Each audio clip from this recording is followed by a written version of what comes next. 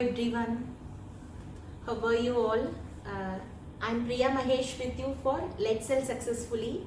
So I told that professionally I'm going to restart all my videos and whatever I train in the professional platforms I've been giving to you, and the last one was the effervescent and the efficient or the experienced managers.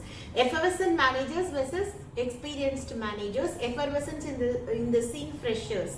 So amidst that, after I started training, there was a keynote from a group of managers to address on the positivity of the side of facing during the COVID-19, and also recently we are just hearing so many lifetime real news on depression, etc.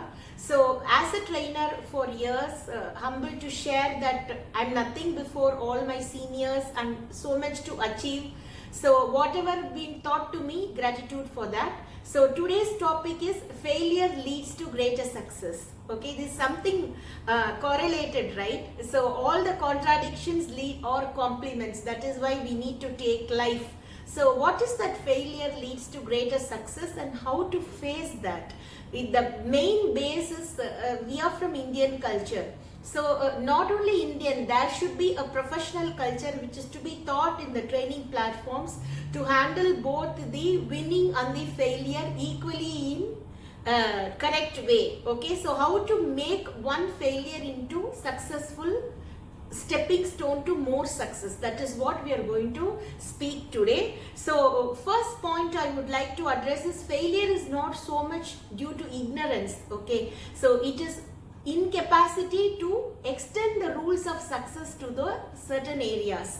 I again repeat, failure is not due to ignorance, it is the incapacity to extend the rules of success to certain areas. So as sales professional, the second we pick the sales bag, we have been trained to face failures than before we learn what is a success on field. So how many of you agree, and how many sales managers watching this? Okay, so by virtue of training so many managers and teams in both direct selling, product marketing, online sales, and also in client relationship and customer relationship, I'm humbled to share certain points with you. So as a trainer and consultant, okay, I always face teams only which fail.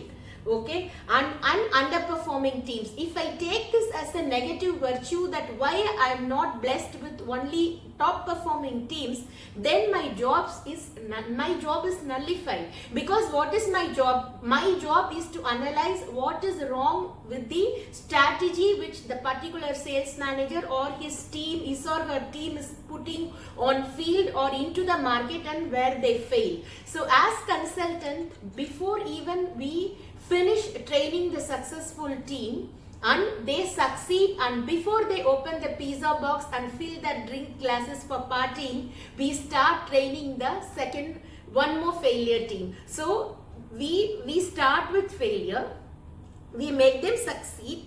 Before they celebrate the success with us, we are moving to the other failure team. That is our job. So that if I take only the negativity, then I'll be remaining in the same place. And as I told you, all the products cannot be sold by a single manager and his team. There should be 100 managers, 100 area sales managers, 100 sales kits, and 100 teams to sell a particular product.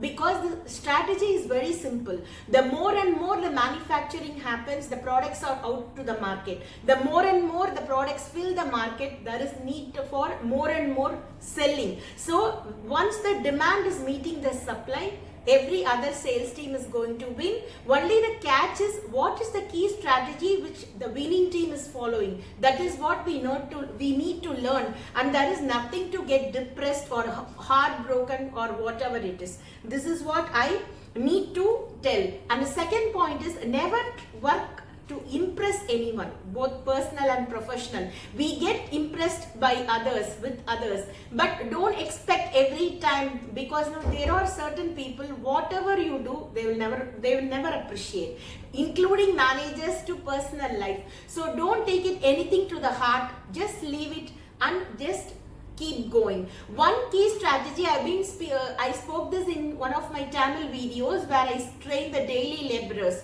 The thing is, whenever you get out of the home to the work area, imagine the dustbin in front of your home and put all the things happening on that day personal into the dustbin. Close it and please go to the professional platform. Once the drama is over there, while coming back, imagine a professional dustbin, open it and just to throw everything out, and please enjoy with your personal life, with your family, and then work.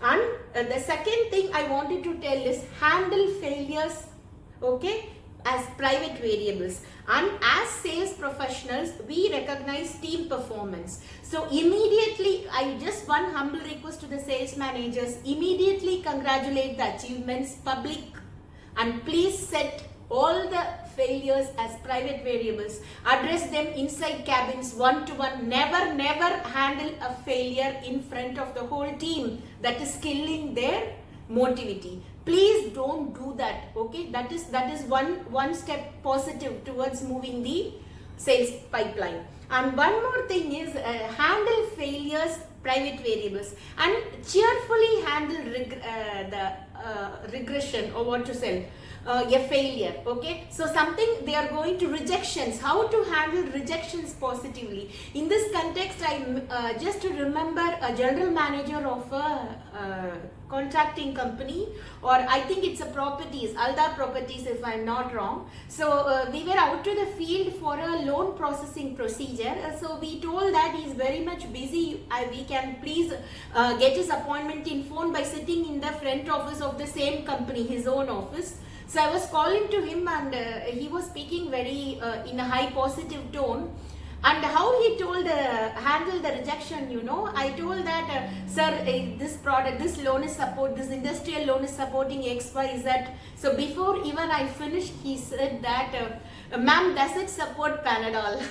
Okay, so we understand that he is in some sort of that YASMO project was going on, and he was telling that I'm reporting to the project site only once in a blue moon. I come to the HO. So in that blue moon, you guys are here. I don't want to take the headache of learning about your product before even I complete the work in hand.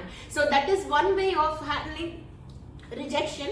So I handle the same rejection possible. Sir, I never want you to be your headache, sir. Definitely refresh yourself. Let us see later. So immediately don't get junked, because this is just selling platform. It's a professional platform.